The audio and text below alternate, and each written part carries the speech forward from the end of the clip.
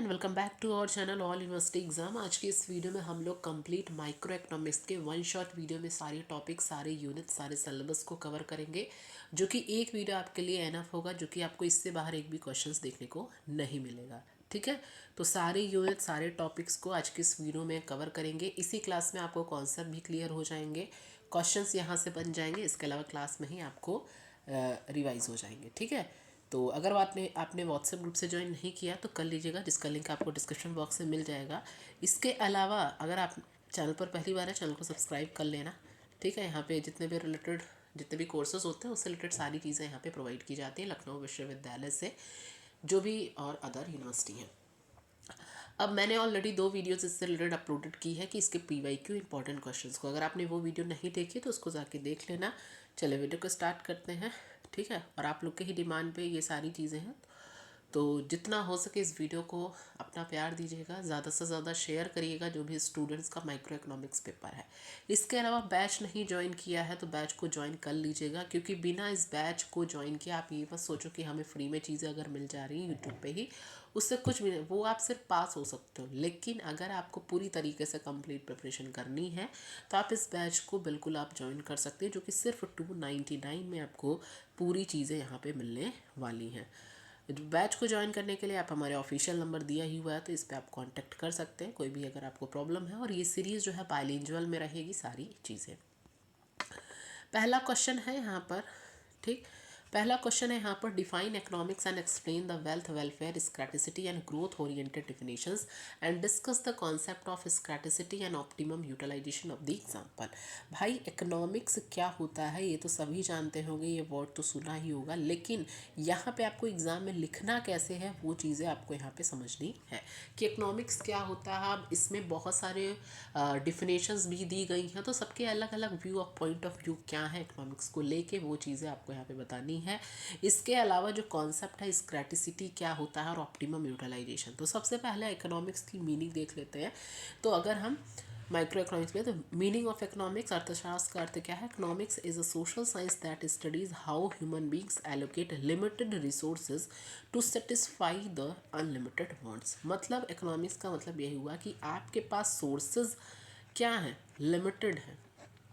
ठीक है, तो एक सोशल साइंस है जो ये स्टडी करती है कि इंसान अपने जो भी लिमिटेड सोर्सेज का यूज़ करके अपनी अनलिमिटेड वांट्स को सेटिस्फाई करने के लिए, ठीक है, ये चीज़ की स्टडी किस में की जाती है? इकोनॉमिक्स में। अब इसकी ऑथर भाई डिफरेंट के द्वारा दी गई है कि भाई एडम स्मिथ के द्वारा, रॉबिन्स के द्वारा, ठीक है, तो बहुत सारे इनके द्वारा यहाँ पे डिफिनेशन दी गई है, उसी को यहाँ पे डिटेल में हम लोग यहाँ पे डिस्कस करेंगे। ठीक, तो ये चीज़ें इसमें देखने को मिलती हैं। एक सेकेंड,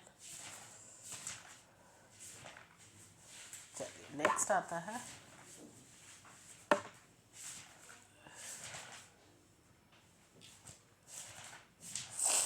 ठीक है, चलिए दूसरा आता है मीनिंग ऑफ इकोनॉमिक्स की। अगर बात करें एग्जाम में कैसे लिखना है, तो मीनिंग ऑफ इकोनॉमिक्स की बात करें तो economics is social science that studies how people use limited resources to satisfy their unlimited wants and it is focuses on, किस पे फोकस करता है?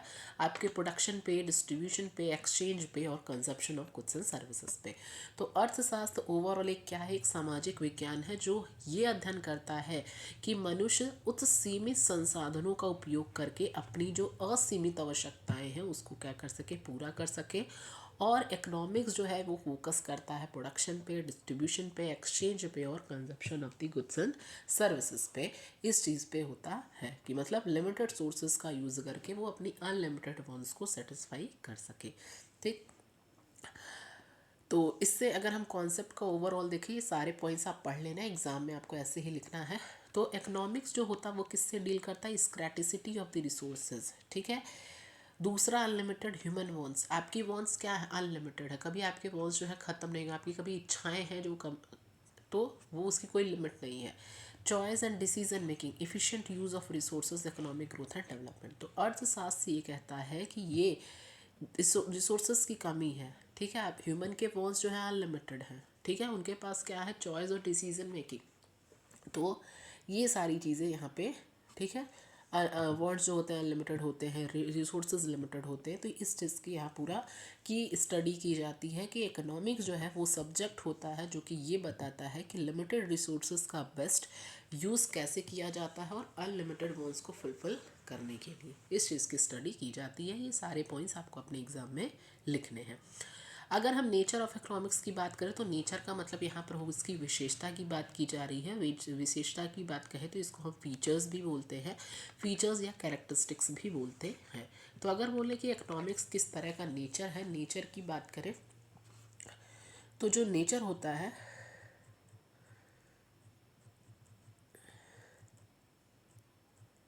नेचर ऑफ इकोनॉमिक्स, इकोनॉमिक्स एक तरह का सोशल साइंस, अभी हम लोगों ने डेफिनेशन पढ़ा कि भाई इकोनॉमिक्स एक साइंस है और वो सोशल साइंस इसलिए है क्योंकि इसमें हम क्या चीज़ें पढ़ते हैं,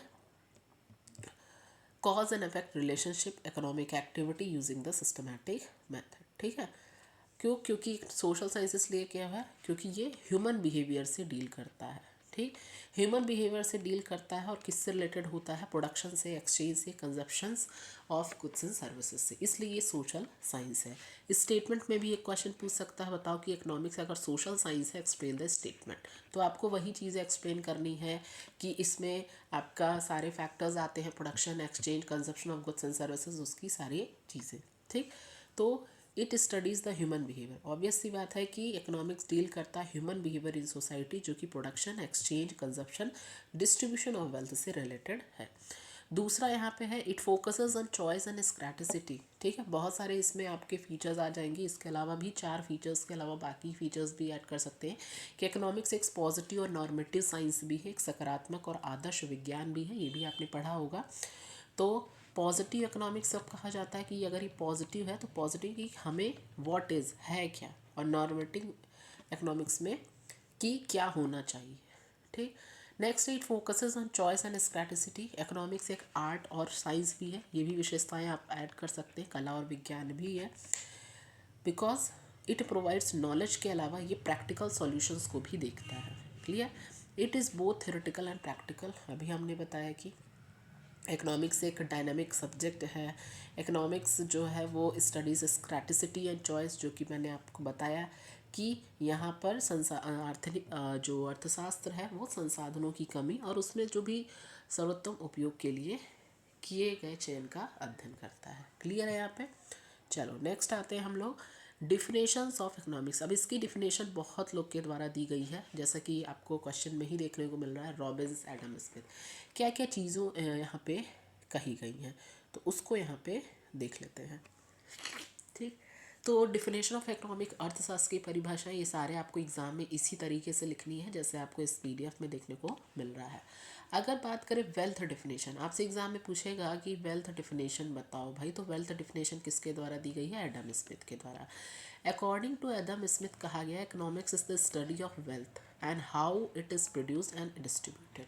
क्या कहा गया कि एडम स्मिथ ने कहा कि इकोनॉमिक्स एक साइंस ऑफ वेल्थ है। साइंस ऑफ वेल्थ कहें या स्टडी ऑफ वेल्थ ही की बात है। एडम स्मिथ के अकॉर्डिंग इकोनॉमिक्स वेल्थ का क्रिएशन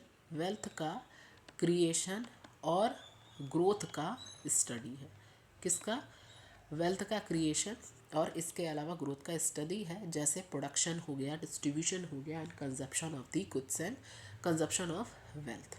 ठीक है, तो एडम स्मिथ के अनुसार अर्थशास्त्र संपत्ति के उत्पादन और वितरण का अध्ययन बताता है यहाँ पे। ठीक, अब इसमें क्या चीज़ें लिमिटेशंस आती है, ये ह्यूमन वेलफेयर को नहीं इग्नोर करता, फोकस करता सिर्फ वेल्थ पे। ठीक है, तो इसीलिए एडम स्मिथ के द्वारा ये डिफिनेशन दी गई है। दूसरा वेलफेयर डिफिनेशन की अगर हम यहाँ पर बात करें सॉरी, जो कि ये दी गई दूसरी वेलफेयर डिफिनेशन एल्फ्रेड मार्शल के द्वारा। एल्फ्रेड मार्शल ने क्या कहा कि Marshall define economics as a study of mankind in the ordinary business of life focusing on material welfare. तो मार्शल के अनुसार जो अर्थशास्त्र है वो मानव जीवन के सामान्य गतिविधियों और भौतिक कल्याण का अध्ययन है। सिंपल से यहाँ कहा गया स्टडी ऑफ मैन काइंड, बस ये याद रखना। वेल्थ की बात किसने कही, तो ये आपको याद रखना है एडम स्मिथ ने, और एल्फ्रेड मार्शल ने यहाँ पे बात की गई स्टडी ऑफ मैनकाइंड। मतलब इकोनॉमिक्स जो है मार्शल के द्वारा ये कहा जाता है कि जो इकोनॉमिक्स है वो इंसान के डेली लाइफ का इकोनॉमिक एक्टिविटी का स्टडी है। ठीक है, ये डेली लाइफ की मतलब जो भी आपके डेली लाइफ में जो भी इकोनॉमिक एक्टिविटीज़ होती हैं उसको स्टडी करना, जिसमें अर्निंग और स्पेंडिंग जो होती हैं वो दोनों आती हैं। तो इसकी बात की गई एल्फ्रेड मार्शल के द्वारा। इसकी मेरिट ये है कि ये ह्यूमन वेलफेयर पे काम करता है। ठीक, वेलफेयर एल्फ्रेड मार्शल के द्वारा। और जो एडम स्मिथ है वो वेल्थ पे, ठीक, वेल्थ क्रिएशन पे। तीसरा आता है स्क्रैटिसिटी डिफिनेशन, ये जो दी गई है रॉबिन्स के द्वारा। तो रॉबिन्स के द्वारा यहाँ पे क्या कहा गया कि Robbins defined economics as the science of choice under the condition of scarcity. मतलब रॉबिन्स के अनुसार जो अर्थशास्त्र की कमी की स्थिति चयन करने का विज्ञान है। अब भाई यहाँ पे चयन करने का है कि वॉन्ट्स जो है आपके पास अनलिमिटेड है और रिसोर्सेज लिमिटेड। आपके पास 1,000 रुपये है तो आप उसी में से आपकी जो ज़रूरतें हैं वही तो हैं, लेकिन आपकी वॉन्ट्स क्या है, अनलिमिटेड, रिसोर्सेज आपके पास लिमिटेड है। तो यहाँ पे रॉबिन्स के द्वारा कहा गया है कि इकोनॉमिक्स एक ऐसा साइंस है जो कि स्टडी करता है human behaviour as a relationship between the ends and scarce में। तो ये ह्यूमन बिहेवियर की स्टडी करता है, ह्यूमन बिहेवियर की। ठीक है, अब इसमें किस चीज़ की कि जो वॉन्ट्स है वो आपके क्या है, अनलिमिटेड होते हैं, लेकिन रिसोर्सेज लिमिटेड होते हैं, और रिसोर्सेज का क्या होता है, अल्टरनेट यूज़ किए जाते हैं। ठीक है, ये चीज़ें आपको इसमें देखने को मिलती हैं। ग्रोथ ओरिएंटेड डिफिनेशन सैमुअल्सन के द्वारा यहाँ पे कहा गया है economics is the study of how societies use, second, Samuelson के द्वारा।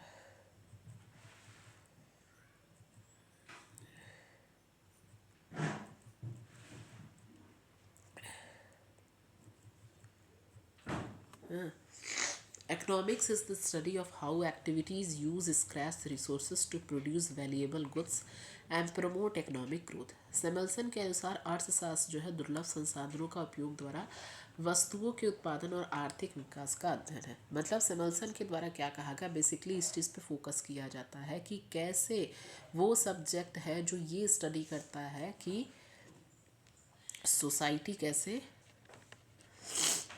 डिसीज़न लेती है। तो डिसीज़न की बात इसमें यहाँ पे की जाती है सैमुअल्सन के द्वारा। तो सैमुअल्सन ने यहाँ पे किसके बात की गई है कि मतलब लिमिटेड आपके पास रिसोर्सेज हों, अल्टरनेटिव यूजेस को के बीच को चूज़ करके किसका यूज़ करना है, scarce resources to produce valuable goods and promote economic growth. मतलब आपके पास क्या है, लिमिटेड रिसोर्सेज को अल्टरनेटिव यूज़ के बीच चूज़ करना है, गुड्स एंड सर्विसेज प्रोड्यूस करने के लिए टाइम के साथ। ठीक, तो इस चीज़ पे फोकस किया जाता है। की पॉइंट्स इसमें यही हो सकता है कि रिसोर्सेज जो हैं लिमिटेड होते हैं, चॉइस आपके पास, कॉन्सेप्ट ऑफ स्क्रैसिटी।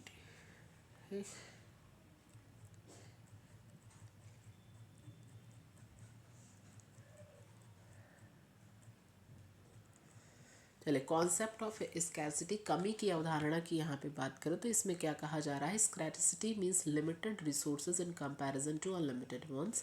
स्कैरसिटी का मतलब ये हुआ कि आपके पास लिमिटेड रिसोर्सेज और अनलिमिटेड वंस के बीच में कंपैरिजन।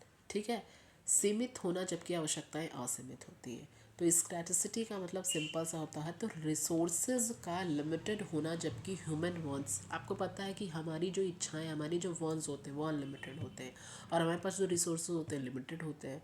तो इसी प्रॉब्लम की वजह से चॉइस करनी पड़ती है और इकोनॉमिक्स एग्जिस्ट करती है कि जो हमारी अनलिमिटेड वॉन्ट्स हैं, unlimited wants plus limited resources is equal to scarcity. ये चीज़ें ओवरऑल आप ऐसे एग्ज़ाम में भी लिख सकते हैं। ठीक है, तो स्कैटिसिटी एक ऐसी सिचुएशन होती है जहाँ पर रिसोर्सेज सफिशिएंट नहीं होते हैं कि ह्यूमन वॉन्ट्स को सेटिस्फाई कर सके। लिमिटेड इनकम बट मिनी, आपके पास आपकी इनकम 30,000 है लेकिन आपकी ज़रूरतें उस 30,000 से ज़्यादा हैं।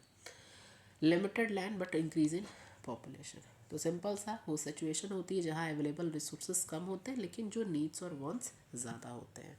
जैसे अगर हम एक एग्जांपल के थ्रू अगर यहाँ पर समझें तो ज़्यादा अच्छे से समझ में आ जाएगा कि मान लो एक स्टूडेंट के पास एक स्टूडेंट के पास 500 रुपीज़ है, ठीक है, लेकिन बुक्स, रिचार्ज और फूड सब चाहता है। इस 500 में वो क्या क्या चीज़ें चाहता है कि वो बुक्स भी परचेस कर ले, रिचार्ज भी कर ले और वो खाना भी खा ले, फूड भी, ठीक। लेकिन आपके पास पैसा क्या है, लिमिटेड है, 500 ही है, ठीक है। इसीलिए उसे चॉइस करनी पड़ेगी। तो यही एक स्कैर्सिटी है, ठीक है, कि या तो वो बुक्स ले या तो फिर वो क्या करे, रिचार्ज ना करा, या तो फिर कहाँ। तो 500 रुपये में टाइम भी एक स्क्रैच रिसोर्सेज है, ठीक है। तो ये चीज़ें आती हैं, इसी को ये बोलते हैं स्क्रैटिसिटी। क्योंकि यहाँ पे आपको चॉइस करना पड़ेगा, पैसे तो लिमिटेड है भाई, अब उसी में आपको सारी चीज़ें करनी, या तो कुछ चीज़ें आप कम या ज़्यादा करके करोगे, ये चीज़ें होती हैं, ठीक। अब जैसे आप देखोगे 24 घंटे होते हैं, ठीक। टाइम भी एक स्क्रैच रिसोर्सेस, दिन में सिर्फ 24 आवर्स होते हैं, लेकिन काम इसमें उसमें आपको करने होते हैं। तो ये चीज़ें होती है इसमें। नेक्स्ट आता है यहाँ पे ऑप्टिमम यूटिलाइजेशन ऑफ रिसोर्सेज। पूछा जाता है राइट और शॉर्ट नोट ऑन स्क्रैटिसिटी या ऑप्टिमम यूटिलाइजेशन ऑफ रिसोर्सेज, ठीक है।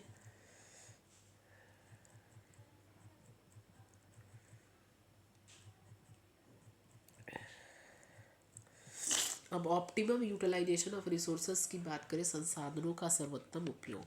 Optimum utilization means using resources efficiently to get maximum satisfaction. संसाधनों का सर्वोत्तम उपयोग का अर्थ है कि जो न्यूनतम लागत है उसको अधिकतम लाभ प्राप्त करना।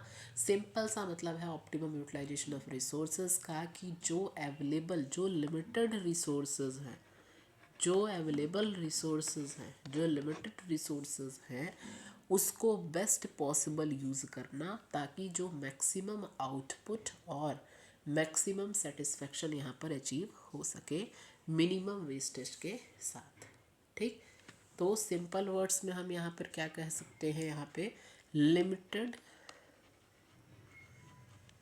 रिसोर्सेज का बेस्ट यूज़ और मैक्सिमम बेनिफिट, ये चीज़ें कहता है आपका ऑप्टिमम यूटिलाइजेशन ऑफ रिसोर्सेज। तो ऑप्टिमम यूटिलाइजेशन ऑफ रिसोर्सेज यही कहता है कि जो आपके पास लिमिटेड रिसोर्सेज हैं उसका हम बेस्ट तरीके से यूज़ करें, ताकि जो मैक्सिमम यहाँ पे आउटपुट है और मैक्सिमम सेटिस्फेक्शन को हम अचीव हो सके मिनिमम वेस्टेज के साथ, ठीक है। यही बताना कि using resources efficiently to get maximum, अधिकतम हम लाभ प्राप्त कर सकें।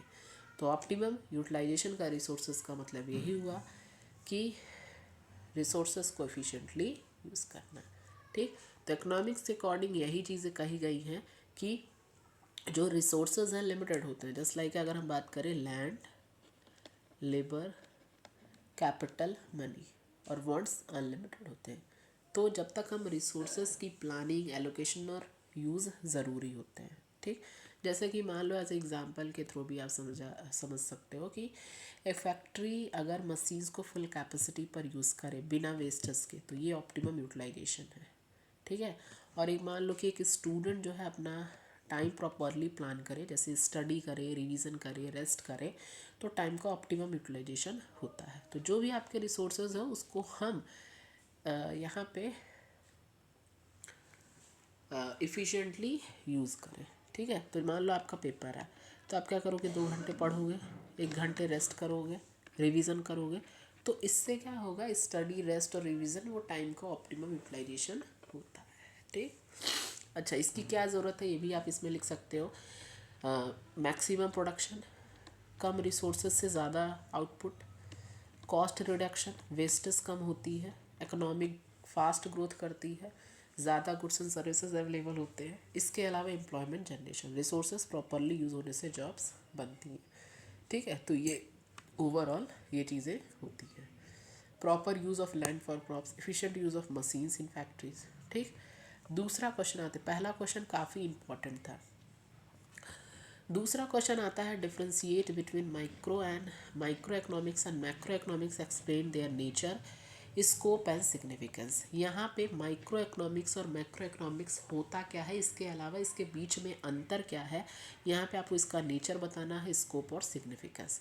तो देख लेते हैं पहला माइक्रो इकोनॉमिक्स और मैक्रो इकोनॉमिक्स, थोड़े बहुत इसके मीनिंग को समझ लेते हैं, meaning, definition and concept of micro economics.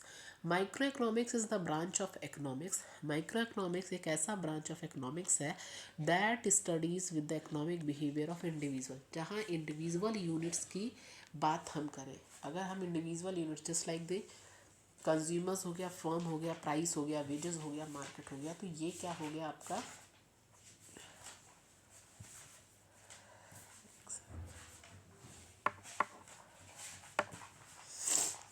ठीक वह शाखा है जिसमें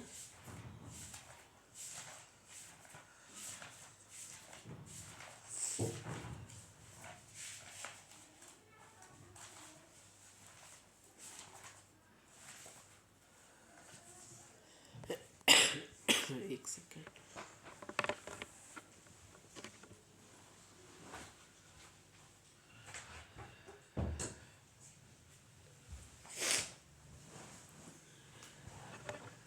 ठीक है। तो अर्थशास्त्र की वह शाखा है जिसमें व्यक्तिगत जो इकाइयां हैं,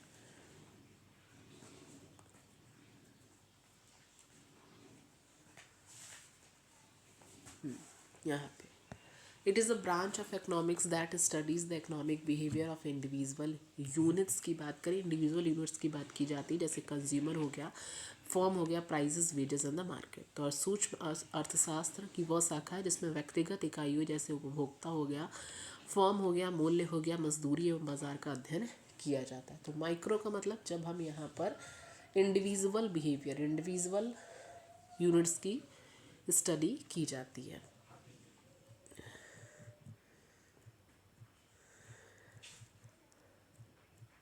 ठीक, अब इसकी भी डिफिनेशन काफ़ी ऑथर्स के द्वारा दी गई है, तो ये आपको एग्ज़ाम में लिखना है, क्योंकि यही आप एग्ज़ाम में लिखोगे तो अच्छे मार्क्स मिलेंगे।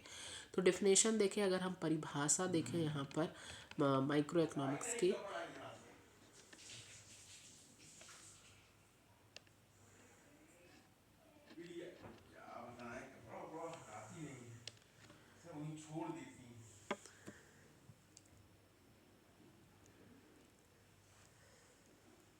तो माइक्रो का मतलब यहाँ पे क्या होता है, स्मॉल। माइक्रो का मतलब यहाँ पे स्मॉल। तो micro economics is the study of particular firms, household and individual prices. सूक्ष्म अर्थशास्त्र विशिष्ट फर्मों, परिवारों एवं व्यक्तिगत मूल्यों का अध्ययन है। तो माइक्रो इकोनॉमिक्स इकोनॉमिक्स की वो ब्रांच है जो इंडिविजुअल यूनिट्स की स्टडी करता है। जैसे हम किसी भी इंडिविजुअल कंज्यूमर की बात कर रहे हैं, किसी भी इंडिविजुअल फर्म की बात कर रहे हैं, या किसी भी प्राइस बात कर रहे हैं किसी भी सिंगल कॉमोडिटी की। वहीं पे अगर प्रोफेसर रॉब के द्वारा यहाँ पर देखो तो micro economics is concern with the small parts of the economy, मतलब अर्थव्यवस्था के छोटे भागों से यहाँ पे संबंधित है। कॉन्सेप्ट देख लो माइक्रो इकोनॉमिक्स का। तो माइक्रो इकोनॉमिक्स फोकस किस पे करता है, ये सारे पॉइंट्स आपको लिखने हैं कि माइक्रो इकोनॉमिक्स जिसमें इंडिविजुअल इकोनॉमिक यूनिट्स और उसके बिहेवियर की स्टडी की जाती है। जब हम किसी भी इंडिविजुअल डिमांड या सप्लाई की बात कर रहे हैं, मान लीजिए इंडिविजुअल हम किसी भी पर्सन की इनकम की बात कर रहे हैं, या इंडिविजुअल हम आपसे पूछ रहे हैं कि हाँ आपके कितने परसेंटेज हैं एक स्टूडेंट से उठा के क्लास में से, तो किसी भी individual price determination, consumer behaviour, production cost, market structure, जैसे परफेक्ट कंपटीशन, मोनोपोली। तो माइक्रो इकोनॉमिक्स किस चीज़ पे फोकस करता है, ये सारी चीज़ें आप एग्जाम में लिख लेना। ठीक, तो इस सारे फैक्टर्स पे डालता है। ठीक, हिंदी में भी दिया हुआ है, आपको परेशान नहीं होना। अब नेचर ऑफ इकोनॉमिक्स क्या होता है, इसकी विशेषता क्या होती है, तो विशेषता यही होती है कि भाई इंडिविजुअल बेस्ड यूनिट है, इंडिविजुअली हम हर एक चीज़ की स्टडी करते हैं। Price oriented, partial analysis deals with the allocation of the resources, संसाधनों के वितरण से संबंधित होता है। अब आते हैं मैक्रो इकोनॉमिक्स पे।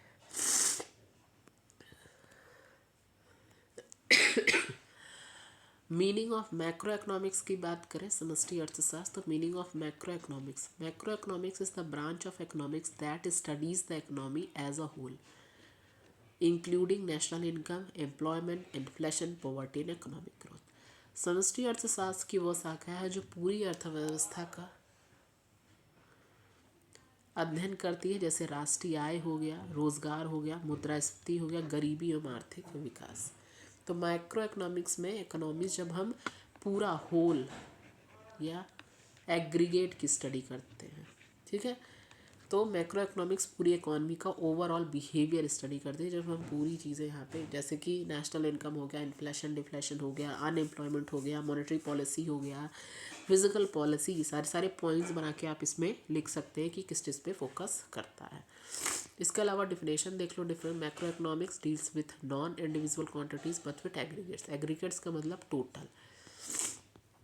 शैप्रियो के द्वारा यहाँ पे डिफिनेशन दी गई है। सारे डिफिनेशन आप अपने एग्जाम में लिख लेना कि macro economics studies the functioning of the economy as a whole. समष्टि अर्थशास्त्र संपूर्ण अर्थव्यवस्थाओं के कार्य प्रणाली का अध्ययन करती है।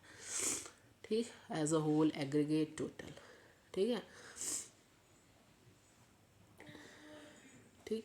तो एज एग्जांपल की बात करें, अगर हम ये एनालाइज करें कि इंडिया में जो इन्फ्लेशन है वो रेट बढ़ने से इकोनॉमी पर क्या इम्पैक्ट पड़ता है, तो ये मैक्रो इकोनॉमिक्स है।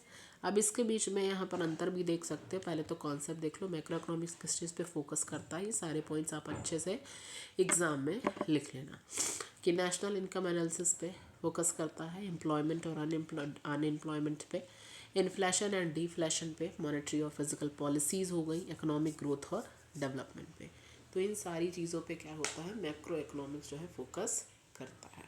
ठीक, राष्ट्रीय आय का अध्ययन हो गया, रोजगार बेरोजगारी हो गई, मुद्रास्फीति हो गई, मौद्रिक हो गया, आर्थिक विकास। तो ये सारी चीज़ों पे फैक्टर्स या प्रभाव डालते हैं। अच्छा, नेचर क्या होता है माइक्रो इकोनॉमिक्स का, ऐसे आपको लिखना है सारे पॉइंट्स। सिर्फ ऐसा नहीं कि उसकी डिफिनेशन ही देके आप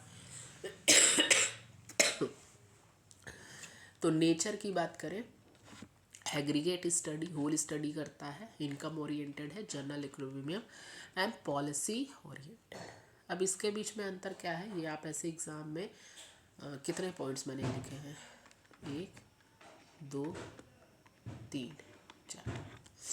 ठीक, तो ये 4 से 5 पॉइंट आप इसके डिफरेंसेस समझा सकते हो। सबसे पहले तो उसकी मीनिंग, डिफिनेशन, कॉन्सेप्ट समझाओ, फैक्टर्स समझा दो किस किस चीज़ पे फोकस करता है। उसके बाद इसके अंतर को यहाँ पर ऐसे समझा सकते हो किन किन बेसिस पे। तो सबसे पहले मीनिंग, इंडिविजुअल यूनिट्स की इसमें स्टडी की जाती है और इसमें होल इकोनॉमी एग्रीगेट की।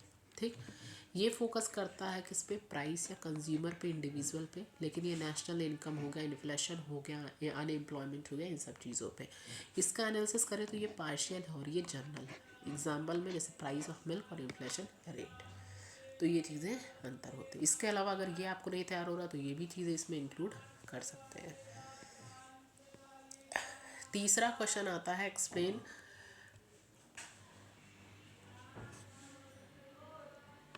Explain inductive and deductive methods of economic analysis with example. इसमें इंडक्टिव और डिडक्टिव मेथड्स क्या है इकोनॉमिक एनालिसिस में, ये आपको बताना है। तो इंडक्टिव मेथड की बात करें तो inductive method start from the specific facts and arrive at general conclusion. तो अगर यहाँ पे एक second, inductive and deductive methods of economic analysis,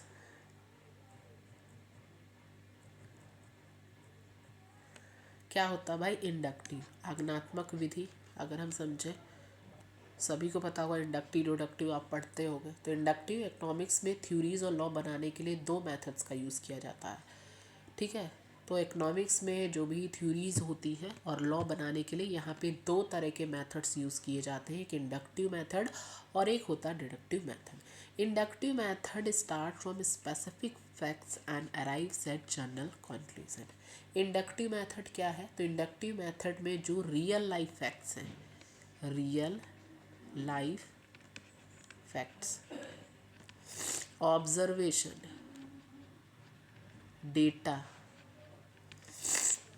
से स्टार्ट करते हैं और उनके बेसिस पर जनरल कंक्लूजन या इकोनॉमिक लॉज बनाते हैं। मतलब स्पेसिफिक फैक्ट से स्टार्ट करते हैं, स्पेसिफिक फैक्ट से, और फिर जनरल लॉ बनाते हैं। तो जो भी पहले रियल वर्ल्ड का डेटा कलेक्ट किया जाता है, फिर ऑब्जर्वेशन किया जाता है। आप क्या करोगे, जैसे आप स्टडी करते हो तो सबसे पहले आप फर्स्ट सेमेस्टर में हो तो सबसे पहले कौन कौन से सब्जेक्ट हैं, सब्जेक्ट के बाद आपको कितने पेपर पढ़ने हैं, कौन से मेजर पेपर है, कौन से माइनर पेपर है, क्या सिलेबस रहने वाला है। तो सबसे पहले हम एक स्टार्टिंग या स्पेसिफिक फैक्ट से लेकर हम फिर पूरी तरीके से उसका एक जनरल लॉ फिर क्या होता है, लास्ट में आपका रिजल्ट आता है। ठीक, आपने पेपर दिया तो इंडक्टिव और आपका जो रिजल्ट आया दैट इज़ डिडक्टिव, मतलब ठीक। तो तो स्पेसिफिक फैक्ट से जो जनरल लॉ तक का जो सफ़र होता है उसका ही ये इंडक्टिव मेथड हम इसे कहते हैं। जैसे कि example, observing price in different markets to form a demand law. ठीक है, आप देखते होगे मार्केट में जाते होगे, हर शॉप पर अलग अलग प्राइस रहती है। ठीक है, और तो वही चीज़ यहाँ पे बताई गई है कि जब हम प्राइस को ऑब्जर्व करते हैं डिफरेंट मार्केट्स में, उसके बेसिस पर डिमांड लॉ यहाँ पे बनता है। ठीक है, तो अगर हम ऑब्जर्व करते हैं कि प्राइस बढ़ने पर हर जगह डिमांड कम होती है, तो ऑब्जर्वेशन से लॉ ऑफ डिमांड बनाया जाता है। ठीक है, ये चीज़ें इसमें होती हैं। अब इसका क्या होता है, मेरिट्स यही होता है कि ये प्रैक्टिकल और रियलिस्टिक होता है। क्यों? क्योंकि यहाँ पर रियल लाइफ डाटा पे बेस्ड होता है, ज़्यादा रिलायबल माना जाता है। ठीक, मेरिट्स यही होता है, based on real facts, practical approach होता है। ठीक, डिडक्टिव मेथड की बात करें, निम्नात्मक विधि, तो निम्नात्मक विधि क्या होता है, deductive method start from general assumption, याद अंडरलाइन कर लीजिएगा, जनरल एजप्शन से स्टार्ट होता है और डिराइव करता है स्पेसिफिक कंक्लूजन पे, सामान्य सिद्धांतों से विशेष निष्कर्ष निकालती है। तो डिडक्टिव मेथड में जब हम जनरल एजप्शन या प्रिंसिपल से स्टार्ट करते हैं और फिर यहाँ पे मतलब जनरल एजप्शन या प्रिंसिपल से स्टार्ट करते हैं और फिर उनसे स्पेसिफिक कंक्लूजन ड्रॉ करते हैं, तो सिंपल क्या कहते हैं, जनरल एजप्शन से स्पेसिफिक कंक्लूजन निकालते हैं। तो पहले हम क्या कुछ एजप्शन किया जाता है, ऐसे ही नहीं ना कि हम उसके प्रिंसिपल्स को यहाँ पे स्टार्ट करते हैं, तो पहले कुछ एजप्शंस किया जाता है, फिर लॉजिकल रीजनिंग अप्लाई की जाती है, उसके बाद तो जितने भी थ्योरीज वगैरह आप देखोगे तो उसके पहले उस पर कुछ रिसर्च किया जाता है, कुछ एजप्शंस किया जाता है, उस पर क्या बोलते हैं रीजनिंग अप्लाई की जाती है, तब उसको एक स्पेसिफिक कंक्लूजन पे लाया जाता है। तो ये डिडक्टिव मेथड है। ये जो डिडक्टिव मेथड होता है इसके मेरिट्स देखें तो काफ़ी ज़्यादा लॉजिकल और साइंटिफिक होते हैं, सॉरी सिस्टमैटिक होते हैं, साइंटिफिक होते हैं।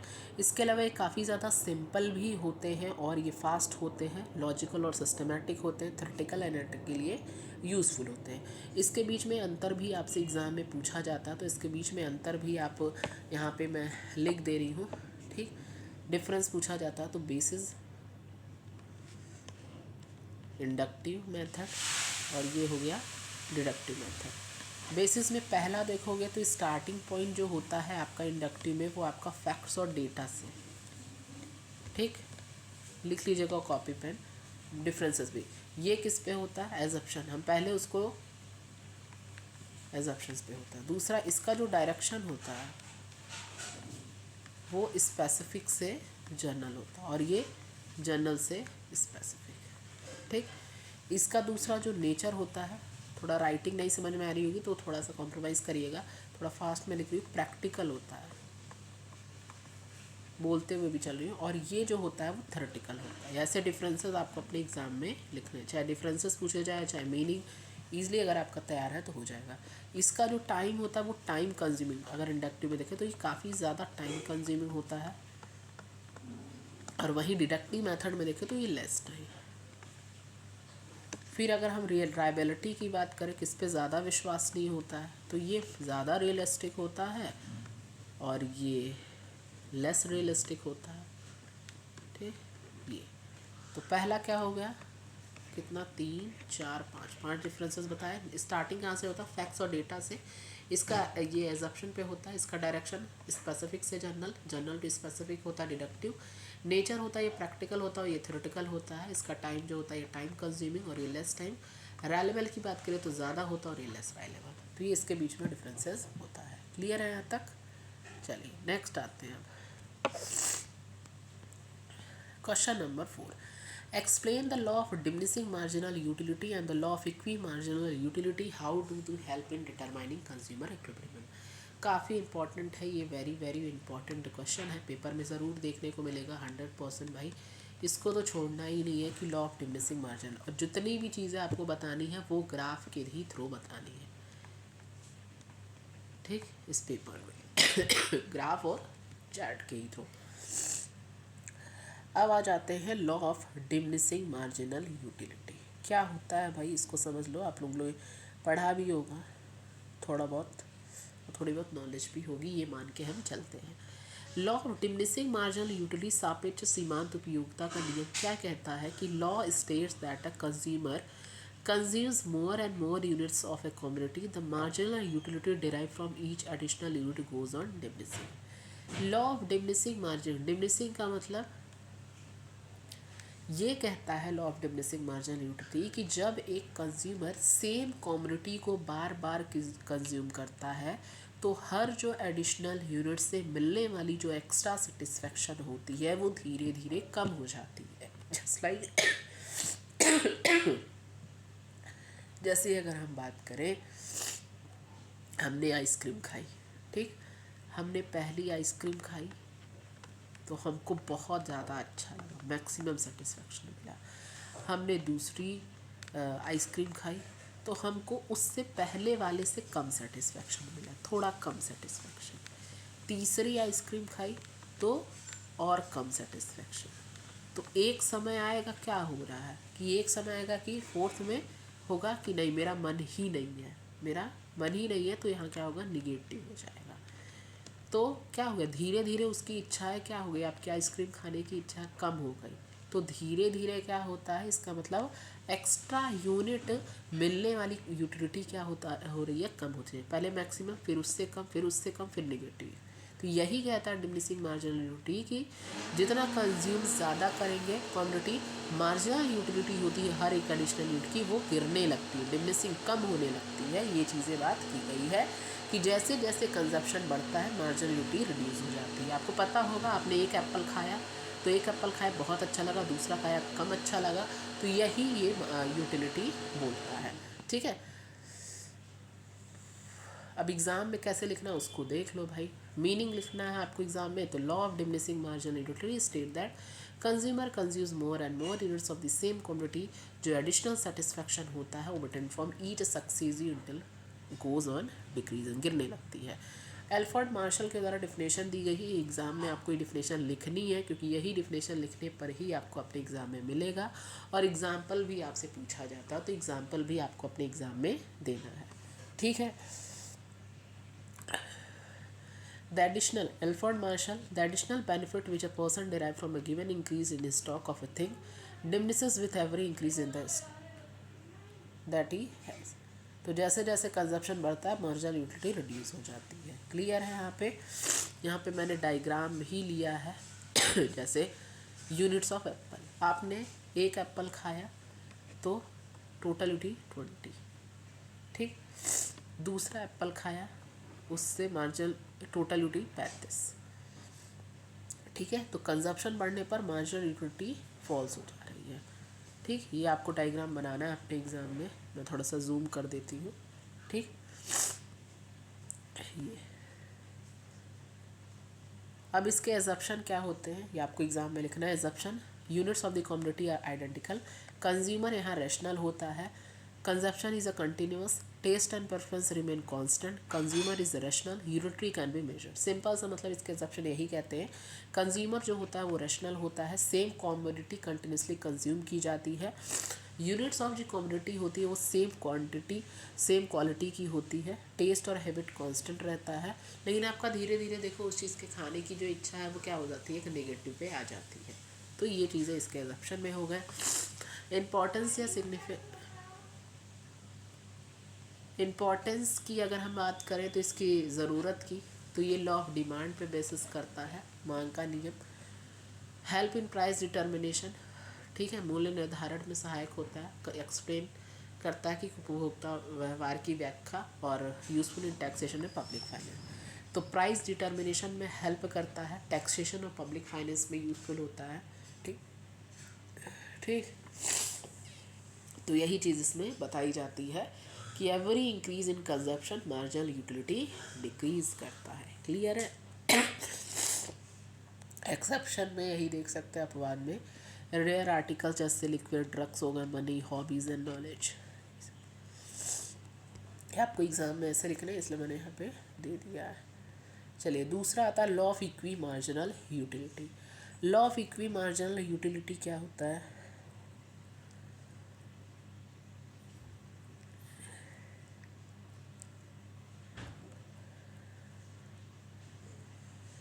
Law of equi marginal utility, law of समान सीमांत उपयोगिता का नियम कि consumer gets maximum satisfaction when he allocates his income in a such a way that marginal utility per rupee spent on each commodity is equal। Law of equi marginality, बस नाम से याद रखो कि लॉ ऑफ इक्वल मार्जिनलिटी ये कहता है कि कंज्यूमर को मैक्सिमम सेटिस्फेक्शन तब मिलती है जब वो अपनी लिमिटेड इनकम, ध्यान दीजिएगा जो चीज़ें मैं बोल रही हूँ, जब मिलती है जब वो अपनी लिमिटेड इनकम को डिफरेंट गुड्स पर इस तरह स्पेंड करता है कि हर गुड से मिलने वाली मार्जिनल यूटिलिटी इक्वल हो जाए। ठीक, इनकम का बेस्ट यूज़ तब होता है जब सब गुड्स से मार्जिनल यूटिलिटी क्या है, इक्वल हो जाए।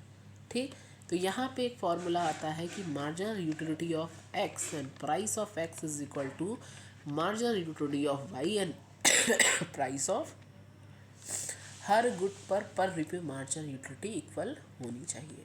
मान लो कंज्यूमर के पास 100 रुपये हैं, ठीक, और वो टी और कॉफ़ी खरीदता है।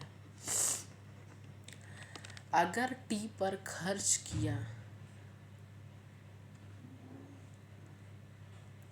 अगर टी पर खर्च किया गया एक से ज़्यादा सेटिस्फेक्शन मिल रहा है और कॉफ़ी को कम सेटिस्फेक्शन मिल रहा है, तो कंज्यूमर टी ज़्यादा और कॉफ़ी कम बाई करेगा। तो ये प्रोसेस तब तक चलेगा जब तक टी और कॉफ़ी की मार्जिनल यूटिलिटी क्या है, इक्वल ना हो जाए। यही ये लॉ कहता है। क्लियर होगा आई थिंक। ठीक, तो इसमें भी एजप्शन क्या होते हैं ये आपको एग्ज़ाम में लिखना है। ये सारी चीज़ें मैं से इसमें इंक्लूड कर दी हूँ कि law of equal marginal utility, the law of equi marginal utility state that consumer will get maximum satisfaction when he allocates his limited income in a such a way कि marginal utility derive from each unity is commodity is equal. Alfred Marshall के द्वारा definition काफ़ी important है। ये सभी आपको चीज़ें exam में लिखनी है, क्योंकि यही लिखने पर ही आपको एग्ज़ाम में मार्क्स मिलने वाले हैं। ठीक,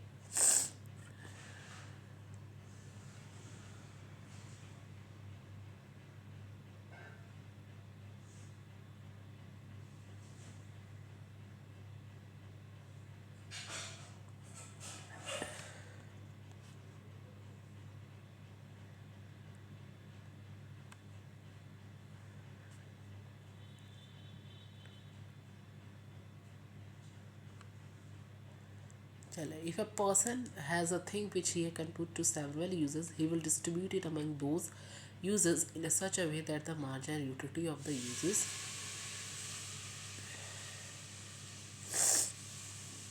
चलिए नेक्स्ट आता है यहाँ पे एजप्शन होता है यहाँ पे।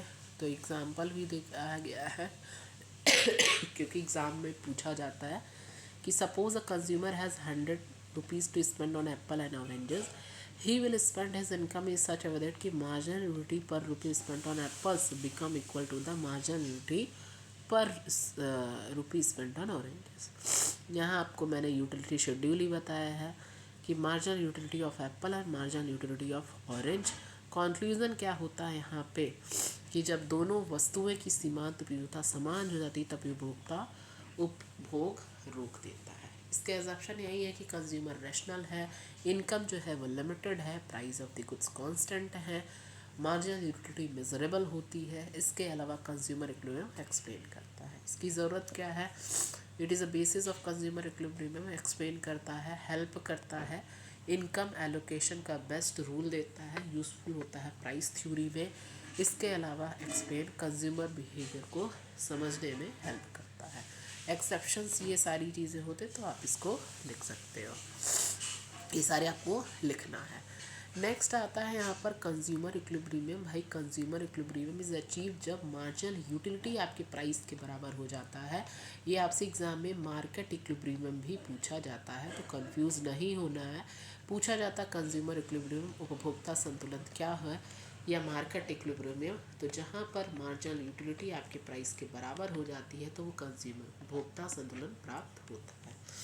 ठीक, दूसरा क्वेश्चन आता है question number 5। Define elasticity of demand, explain its types and methods of measurement. ये काफ़ी इंपॉर्टेंट है, आपको यहाँ पे ये चीज़ें पढ़नी।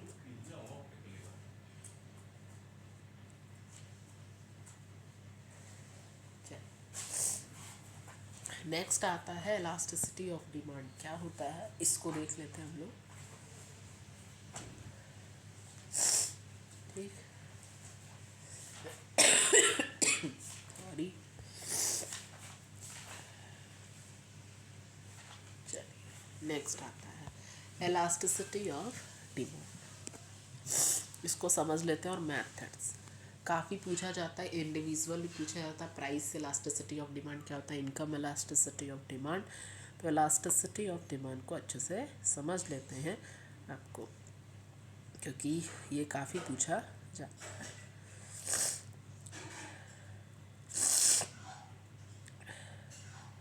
चल, इलास्टिसिटी ऑफ डिमांड तो सबसे पहले जानो, मांग की लोच हिंदी में बोलते हैं। तो elasticity of demand measures the degree of responsiveness of quantity demanded to the change in prices, income या रिलेटेड गुड्स। यहाँ पे जो इलास्टिसिटी ऑफ डिमांड का मतलब है प्राइस, इनकम या रिलेटेड गुड्स का प्राइस में चेंज होने पर जो डिमांड में कितना चेंज और कैसा चेंज होता है उसको हम बोलते हैं इलास्टिसिटी ऑफ डिमांड। अब डिमांड कितना सेंसिटिव है चेंज के लिए, ये इलास्टिसिटी ऑफ डिमांड कहलाता है। ये देखता है कि डिमांड में कितना चेंज आता है जब प्राइस या इनकम चेंज होती है। ऑब्वियस सी बात, अगर आपकी इनकम बढ़ती है या इनकम में चेंज होता है, आपकी उस चीज़ के लिए डिमांड ऑब्वियसली कम या ज़्यादा होती है। ठीक, तो उसी चीज़ का ये इलास्टिसिटी ऑफ डिमांड बोलता है। अब इसमें टाइप्स जो होते हैं वो price, income, cross elasticity. Price elasticity of demand क्या कहता है यहाँ पे अगर बात करें तो प्राइस इलास्टिसिटी ऑफ डिमांड बताता है कि प्राइस में चेंज होने पर क्वांटिटी डिमांड कितनी चेंज होती है। Change in demand due to the change in prices, ये बताता है ये। तो इसका फॉर्मूला हो जाता है परसेंटेज, ये लिखना है फॉर्मूला आपको, percentage change in quantity demanded upon percentage change in price. ठीक, दूसरा होता है इनकम इलास्टिसिटी ऑफ डिमांड। तो इनकम इलास्टिसिटी ऑफ डिमांड की बात करें यहाँ पे, एक सेकेंड,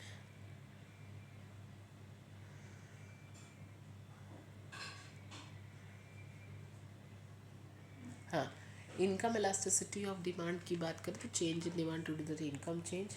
ठीक, तो percentage change in demand upon percentage change in income. ठीक, और लास्ट होता है cross elasticity of demand, change in demand due to the price change of related goods. मतलब एक का दूसरे पे क्या चेंज होगा। ठीक, तो चेंज इन एक कॉमोडिटी का दूसरे पे change in price of Y. Clear है, तो ये चीज़ें होती हैं आपकी। अब यहाँ प्राइस इलास्टिसिटी ऑफ डिमांड में इसके काफ़ी मेथड्स होते हैं, उसको समझ लेते हैं।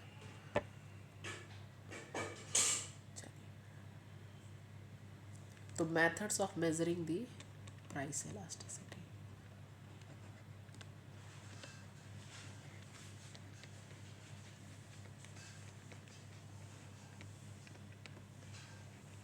ठीक, कैसे मेजर किया जाता है इसको देख लेते हैं।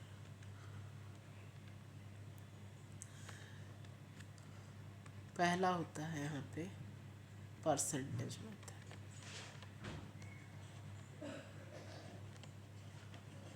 परसेंटेज मेथड क्या कहता है, percentage change in quantity upon percentage change in price. ठीक, क्वांटिटी और प्राइस दोनों का परसेंटेज चेंज कंपेयर किया जाता है। अब इसमें तो ये हो सकता है कि इलास्टिक भी हो सकता है, यूनिट होता है, इनइलास्टिक होता है, मतलब ग्रेटर हो सकता है, इक्वल हो सकता है और लेस देन हो सकता है। दूसरा होता है total expenditure method.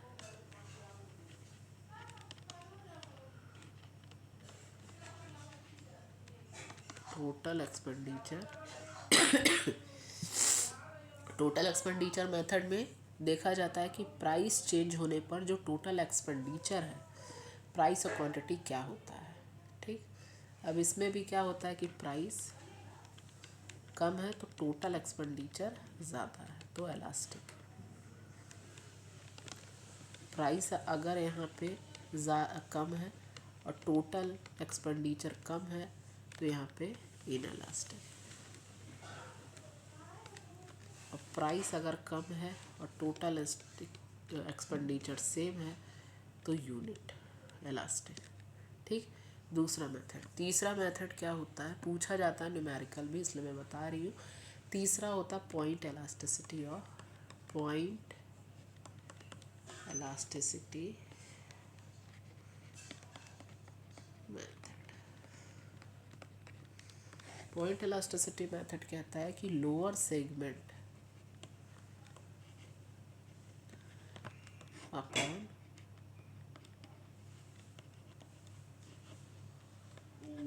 Upper segment. ठीक है, ये मेथड डिमांड करके किसी भी स्पेसिफिक पॉइंट इलास्टिसिटी को मेज़र करता है। ठीक है, डायग्राम बेस्ड के लिए यूज़ होता है। ठीक, चौथा होता है आर्क इलास्टिसिटी।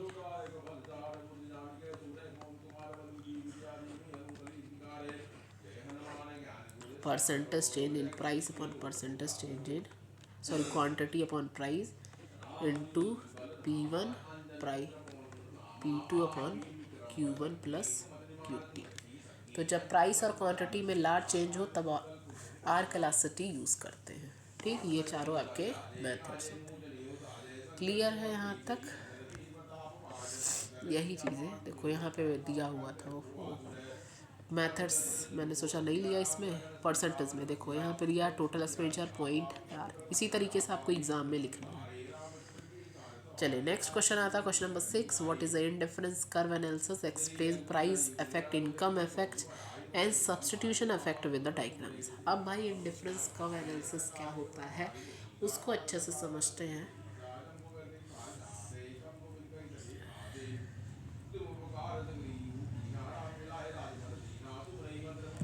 चलिए इंडिफरेंस कर्व एनालिसिस और कैसे प्राइस इफेक्ट, इनका इफेक्ट, सब्स्टिट्यूशन इफेक्ट्स को बताना है। तो सबसे पहले इंडिफरेंस कर्व एनालिसिस को देख लेते हैं क्या होता है। इंडिफरेंस कर्व एनालिसिस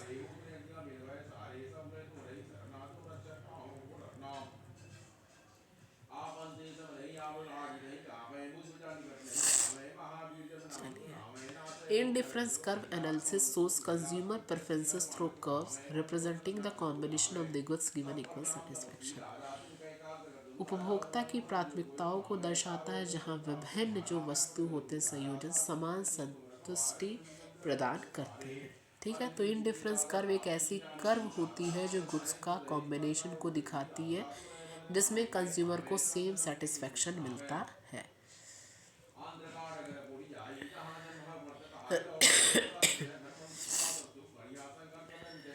ठीक, कि कंज्यूमर रैशनल है, इसका एजप्शन है। Diminishing marginal rate of substitution है। Preference are transitive. ठीक, तो यहाँ पे देखते होंगे ऐसे डायग्राम रहता है, जो भी आईसी कर्व होता है वो इक्वल सेटिस्फेक्शन यहाँ पे देता है। अच्छा, इसकी विशेषताएं क्या है, सॉरी प्रॉपर्टीज़ क्या, काफ़ी ज़्यादा पूछी जाती हैं। तो इंडिफरेंस कर्व का मतलब समझ लो, फिर प्रॉपर्टीज़ देख लेते हैं कि मीनिंग ऑफ इंडिफरेंस कर्व जो होता है, it shows different combination of the two goods which give the consumer of the same level of satisfaction यहाँ पे देता है, जो जिनमें उपभोक्ता को समान स्तर की संतुष्टि प्राप्त होती है। प्रॉपर्टीज़ क्या है, तो प्रॉपर्टीज़ देखेंगे तो इसमें डाउनवर्ड होता है। डाउनवर्ड क्यों होता है, क्योंकि यहाँ पे लेफ़्ट से राइट। दूसरा होता कॉन्वेक्स होता हॉरिजन के। ये सारी चीज़ें आपको लिखनी है एग्जाम में, इसकी प्रॉपर्टीज़। ठीक, इंडिफरेंस कवा कॉन्वेक्स क्यों, क्योंकि law of diminishing marginal rate of substitution. अब ये भी पूछा जाता है मार्जिनल रेट ऑफ सब्स्टिट्यूशन क्या होता है, तो ये भी आपको पढ़ना है। तीसरी इसकी प्रॉपर्टीज़ होती है कि जो हायर इंडिफरेंस कब होते हैं वो हायर सेटिस्फेक्शन प्रोवाइड करते हैं। ठीक, चौथी प्रॉपर्टीज़ ये होती है इट नेवर इंटरसेक्ट। भाई यहाँ पे अगर आप डायग्राम देखोगे आईसी का, तो ये कभी एक दूसरे से इंटरसेक्ट नहीं कर सकते हैं, because it would lead to contradictory satisfaction. Indifference curve क्या है, एक्सेस को नहीं टच करते। देखो यहाँ पे एक्सेस, यहाँ पे कोई भी टच नहीं हो रहा है। सिक्स्थ है indifference curve are thin lines, पतली रेखाएं होती हैं। इंडिफरेंस में कर्व्स में भी स्ट्रेट लाइन, सीधी रेखा भी हो सकती है। एंड इंडिफरेंस कर्व कभी भी पैरेलल नहीं हो सकते। तो ये सारी इसकी विशेषताएं हैं। आप यहाँ पे विशेषताएं का बात करें तो यहाँ पे प्रॉपर्टीज़ की बात की जा रही है। नेक्स्ट आता है अब आपका प्राइस इफेक्ट इन इसमें तीन तरह के आपको दो, एक इनकम इफेक्ट, एक आपका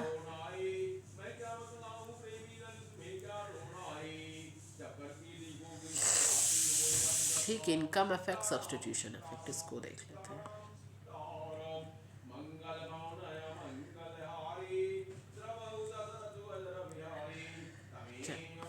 price effect shows the change in consumption due to the price changes. मूल्य प्रभाव मूल्य परिवर्तन के कारण उपभोग में होने वाले जो परिवर्तन है। तो प्राइस इफेक्ट क्या बताता है कि किसी कमोडिटी का प्राइस चेंज होने पर डिमांड कैसे चेंज होगी।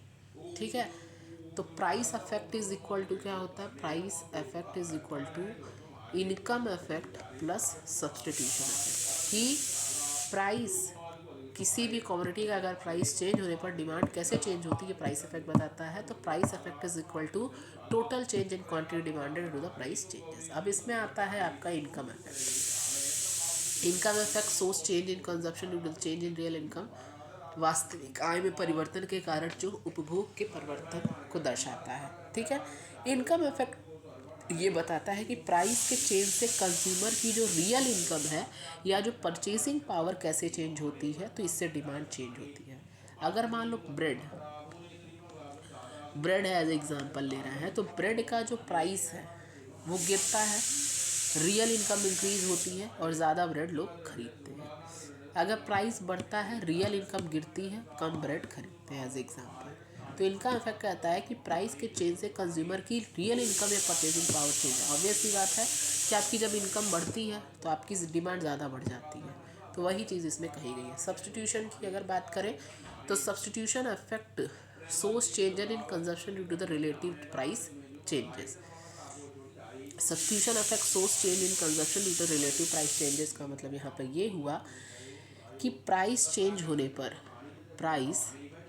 होने पर कंज्यूमर अपनी डिमांड को चीपर अल्टरनेटिव की तरह शिफ्ट करता है।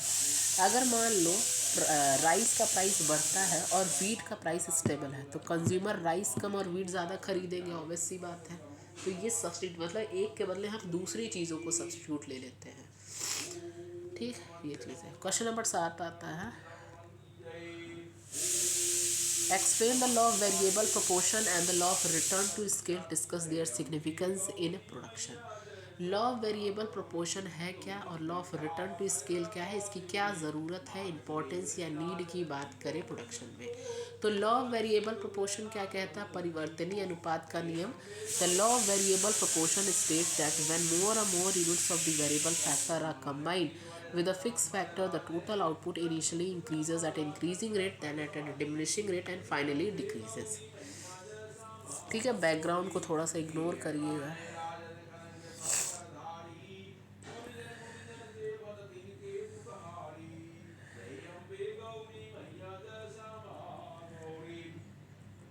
ठीक, इसको समझ लेते हैं। लॉ ऑफ वेरिएबल प्रोपोर्शन क्या कहता है, इस सब में आपको डायग्राम भी तैयार करने हैं। ठीक है, ग्राफ।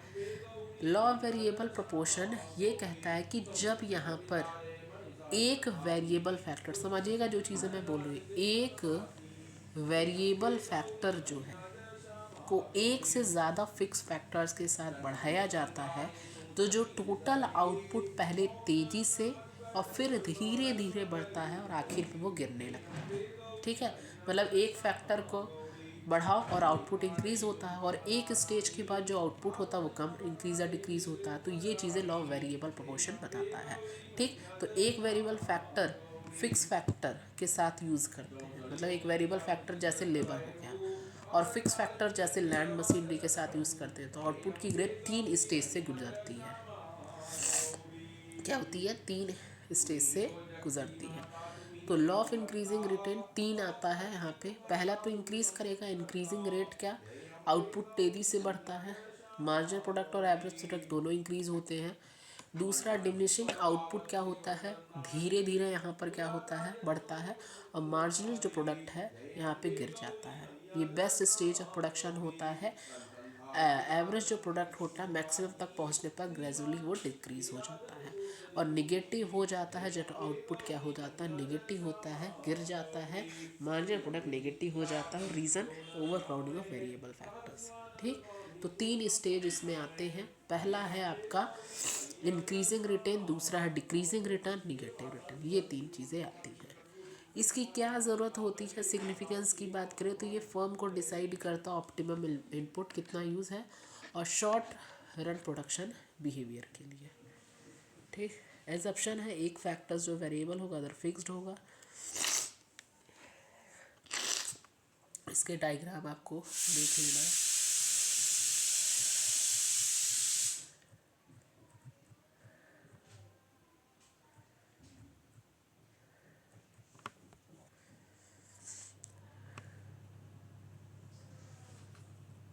यहाँ पे मैं डायग्राम देख ले रही हूँ, यहाँ पे देखो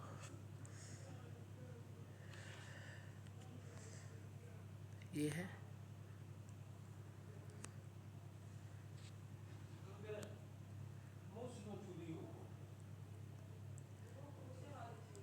ठीक, तो एक पे क्या हो रहा है, इंक्रीज कर रहा है, एक पे डिक्रीज, एक पे निगेटिव हो रहा है। ठीक, टीपी, एपी, एमपी। ठीक, इस तरीके से आप एग्जाम में लिख लेना। Law of return to scale क्या है, तो लॉ ऑफ पैमाने की वापसी का नियम क्या है, the law of return to scale explain the behaviour of output जब all factors of production increase करते सेम प्रोपोर्शन में। इसमें भी 3 तरह के फैक्टर्स देखने को मिलते हैं कि इंक्रीजिंग रेट टू स्केल, बढ़ती पैमाने की वापसी, जब आउटपुट इंक्रीज करेगा कांस्टेंट रिटर्न में, आउटपुट इंक्रीज करेगा सेम प्रोपोर्शन में, और तीसरा डिमिनिशिंग रिटर्न टू स्केल में। इसका ये होता है कि यूज़फुल होता है यहाँ पे लॉन्ग रनिंग के लिए, इसके अलावा प्लानिंग के लिए और हेल्प इन एक्सपेंशन। ठीक, नेक्स्ट आता है मार्केट इक्विलिब्रियम। तो मार्केट इक्विलिब्रियम को इसको अच्छे से पढ़ना है क्योंकि इसमें आपके जो डिफरेंट मार्केट स्ट्रक्चर है परफेक्ट, उसमें प्राइस डिटर्मिनेशन पड़ता है। तो तीनों में से कोई एक भी तैयार कर लेना प्राइस डिटर्मिनेशन, अगर परफेक्ट कंपटीशन का, मोनोप्लास्टिक का या मोनोपोली का। तो market equilibrium is the situation where quantity demanded equals quantity supplied at a given price. ठीक, जब लॉ ऑफ डिमांड आपके लॉ ऑफ सप्लाई के बराबर होता है तो मार्केट इक्विलिब्रियम यहाँ पे हो जाता है। ठीक, अब इसमें diagram explanation, demand curve slopes downward, supply curves downward. Price determination perfect competition में देख लो, इसकी विशेषता ये होती है कि large number of buyers and sellers होते हैं, परफेक्ट कंपटीशन, होमोजीनियस प्रोडक्ट होते फर्म।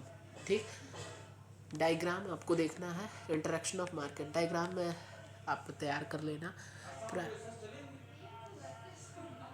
प्राइस डिटर्मिनेशन अंडर मोनोप्लास्टिक में इसमें काफ़ी सेलर होते हैं, प्रोडक्ट डिफरेंशिएशन होते हैं, फर्म्स के बाद लिमिटेड कंट्रोल होते हैं over the price due to product differentiation. Price determination under monopoly, single seller होते हैं, इसके अलावा कोई भी क्लोज सब्सटीट्यूट नहीं होते हैं। मोनोप्लास डिटरमाइज प्राइस वेयर एमआर जो होता है वो एमसी के यहाँ पे बराबर होता है, बस ये याद रख लेना। ठीक, ये चीज़ें आप इसमें देख लीजिएगा। नेक्स्ट आता है लास्ट आपका, लास्ट यूनिट से रिकार्डियन थ्योरी ऑफ रेंट, और यहाँ पे मॉडर्न थ्योरी ऑफ रेंट क्या होता है, तो इसको बस समझ लेते हैं क्योंकि बिना समझे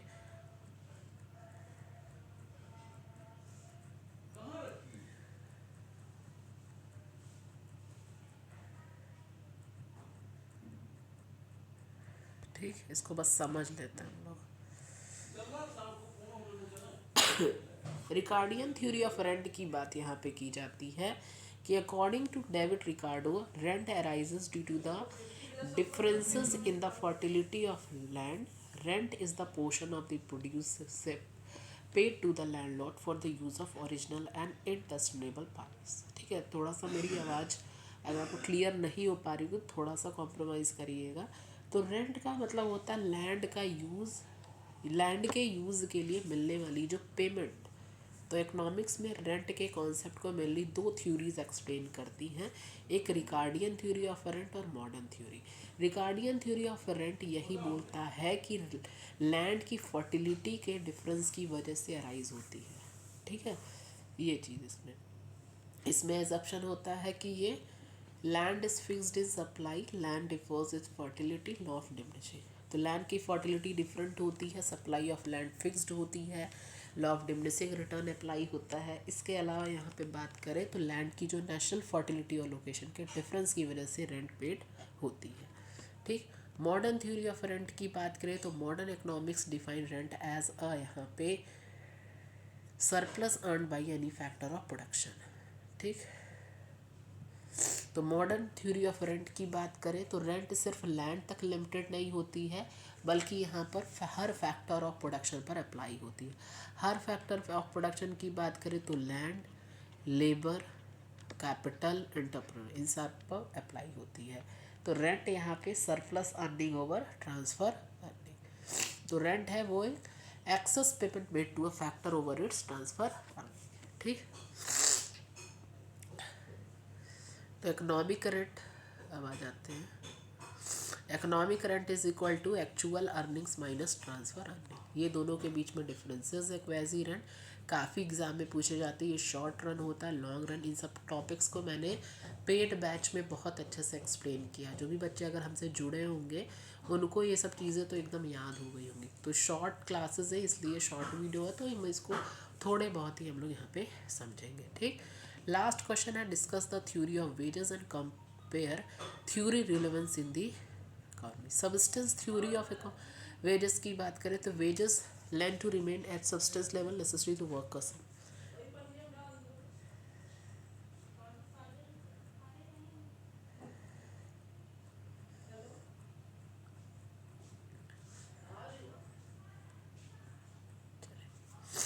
wages subsistence theory of wages एक क्लासिकल थ्योरी है जो वेजेस को डिटर्मिनेशन को एक्सप्लेन करती है। बस इतना है ना, वेजेस को कैसे डिटरमाइन करना ये एक्सप्लेन करती है।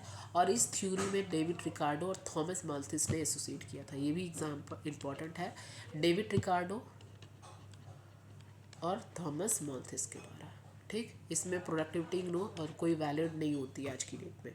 तो थ्योरी के अकॉर्डिंग लॉन्ग रन में वेजेस हमेशा सब्सटेंस लेवल के आसपास ही रहती है। ठीक, वेज फंड थ्योरी में बात करें तो वेज फंड जो होते हैं on fixed set by employ निर्भर करता है। और marginal productivity theory of wages काफ़ी इंपॉर्टेंट है, जो कि वेजेस इक्वल होता है आपका मार्जिनल प्रोडक्टिविटी ऑफ लेबर के। आज की डेट में सब्सटेंस थ्योरी देखें तो ये रेलेवेंट नहीं है, वेज भी नहीं है। और मार्जिनल प्रोडक्टिविटी काफ़ी आपकी एग्जाम में पूछा जाता है, जो कि आपकी ज़्यादा हाइट। तो मैंने सारे यहाँ पे क्वेश्चंस पूरे सिलेबस को कवर कर दिया।